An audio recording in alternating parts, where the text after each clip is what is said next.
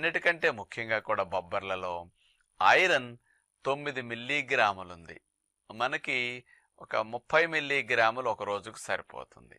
కానీ ఈ విత్తనాల్లో ఎక్కువ ఐరన్ ఉన్న విత్తనంగా బొబ్బర్లు కూడా ఉందన్నమాట. అంటే చక్కగా రక్త పుష్టికి, బలానికి, అట్లాగే మాంసకృతులకి చక్కటి లాభం ఇస్తుందని అర్థమవుతుంది. మరి 100 గ్రాముల బొబ్బర్లలో 24 గ్రాముల ప్రోటీన్ అంటే మేక మాంసంలో 21 గ్రామ్ ప్రోటీన్ ఉంటుంది 100 గ్రాముల మేక మాంసం. చేపల్లో 15 గ్రాములు, 18 గ్రాములు, 20 గ్రాములు, అట్లా 10 గ్రాముల ప్రోటీన్ రకరకాలను బట్టి, చేపలను బట్టి మారుతూ ఉంటుంది ప్రోటీన్. కోడి మాంసంలో 24, 25 గ్రాముల ప్రోటీన్ ఉంటుందన్నమాట 100 గ్రాములు తీసుకుంటే.